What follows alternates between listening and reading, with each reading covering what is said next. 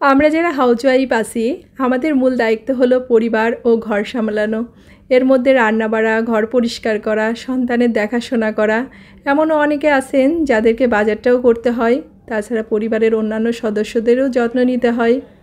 আবার অনেক হাউসওয়াইফ আছেন যারা বাড়ির থেকেও বিভিন্ন ছোট ছোট ব্যবসা পরিচালনা করেন, অথবা অনলাইনে কাজ করেন, অথবা বাইরে চাকরি করে সংসারে অর্থনৈতিকভাবে সাহায্য করেন। তো প্রত্যেককেই কিন্তু আকাশ সমান দায়িত্ব পালন করতে হয়। আমার মনে হয় যে একজন গৃহিণী একটি পরিবারের একটা গুরুত্বপূর্ণ স্তম্ভ, এবং যার মাধ্যমে পরিবারের অন্যান্য সদস্যদের জীবনকে সুন্দরভাবে গড়ে তুলতে সাহায্য করে। নমস্কার, আমি লিপি সাহা। হ্যালো এভরিওয়ান, কী অবস্থা, কেমন আছেন সবাই? আশা করছি খুব ভালো আছেন সবাই। আমরাও ভালো আছি আপনাদের আশীর্বাদে, ঈশ্বরের কৃপায়। আর আপনারা যেখান থেকে আমার ভিডিওটা দেখছেন সবাইকে অনেক অনেক ওয়েলকাম আমার নতুন আরও একটা ভিডিওতে। তো প্রতিদিন সকালেই তো কম বেশি কিছু কাজ থাকে, তো সে কাজগুলোকে কমপ্লিট করে নিয়েছি। আর স্বপ্নিলের পাপা স্নানটা করে নাস্তাটা করে বেরিয়ে গেছে। আর এটা আমার স্বপ্নিলের জন্য নাস্তা বানাচ্ছি। স্বপ্নিল আসলে প্রতিদিন এক ধরনের নাস্তাটা খেতে পছন্দ করে না, তো ওকে মাঝে মাঝে একটু ভিন্ন রকম দেওয়ার চেষ্টাটা করি। আজকে ওকে জিজ্ঞাসা করেছিলাম যে তুমি কি খেতে চাও, তো ও আর কি কিছু বলতে পারেনি, বলছে তোমার যেটা ভালো লাগে সেটাই করো।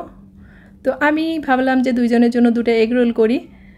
তো পরোটাটা করেছিলাম, তার সাথে যে একটু অন্যরকম করে দেওয়ার চেষ্টা করতেছি যাতে ভালো লাগে। অনেক সময় দেখবেন বাচ্চারা যেটা আর কি খেতে পছন্দ না করে, একটু অন্যরকম করে দিলে বা যদি একটু কালারফুল হয় বা সাজিয়ে গুছিয়ে দিলে ওরা কিন্তু সেই জিনিসটাই অনেক আগ্রহ নিয়ে খেয়ে নেয়। তো আমি আমার স্বপ্নিলের ক্ষেত্রে এটাই দেখি, তো সেটাই আর কি আপনাদের সাথে বললাম। তো আমি আর স্বপ্নিল নাস্তাটা করে নিয়েছি, আর ওকে নাস্তাটা করার পর একটু পড়তে বসিয়ে দিয়েছি। আর এই ফাঁকে ভাবলাম যে আমি একটু রান্নাটা বসিয়ে দিই। তো রান্না এই যে এখানে অনেক বড় বড় পটল এনেছিল স্বপ্নিলের পাপা, তো আমি আর কি ভাবছি পটল ভাজি করি, তো সে কারণেই 2-3টা পটল আর কি ভাজি করে নিলাম। আর একটু মাছ রান্না করব, এর মাঝে ডালটাও হয়ে গেছে। পাশের চুলাতে ডালটাও বসিয়ে দিয়েছিলাম। আর এই পাবদা মাছের একটু সর্ষে পাতুরি করব। আর সর্ষে পাতুরির ক্ষেত্রে বরাবর আমি যেভাবে করি ঠিক সেভাবেই করব, কারণ এইভাবে খেতে আমাদের বাসার সবাই পছন্দ করে।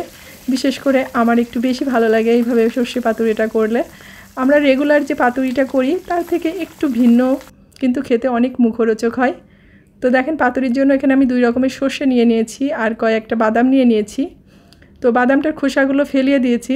আর এই যে বাদাম আর 2 রকমের সর্ষে আর এর ভিতরে কয়েকটা কাঁচামরিচ নিয়েছি। তো এখন এই যে মশলাটাকে করে নিয়েছি।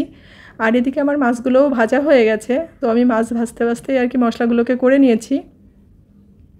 এখন তেলের মধ্যে এই মশলাটাকে দিয়ে হালকা করে একটু কষিয়ে নেব। যেহেতু সর্ষে, তো সর্ষেটা কিন্তু বেশি জোরে জাল দিলে অনেক সময় তিতা হয়ে যায়। তো এটাকে আস্তে আস্তে জাল দিয়ে একটুখানি অল্প অল্প করে জল দিয়ে মশলাটাকে কষিয়ে নিয়েছি। আর এইভাবে একবার সর্ষে পাতুরিটা ট্রাই করে দেখেন। রেগুলার যে আমরা সর্ষে পাতুরিটা খাই তার থেকে একটু ভিন্ন লাগে এবং খেতেও অনেক সুস্বাদু হয়। তো এদিকে আমার মশলাটা কষানো হয়ে গেছে। তো এখন এর ভিতরে পরিমাণ মতো আর কি ঝোল দিয়ে দিলাম, একটু লবণও দিয়ে দিয়েছি। আর ঝোলটা ফুটে উঠেছে, এখন মাছগুলোকে দিয়ে দিব। তো এদিকে রান্নাও করতেছি, ওই যে বললাম স্বপ্নিলকে ওইদিকে পড়াচ্ছিলাম। তো স্বপ্নিলের এখন পড়াটা শেষ হয়ে গেছে, ওকে আর কি স্নান করতে পাঠিয়েছি। আর আমি রান্নাটা করে স্নানটা করে নিব।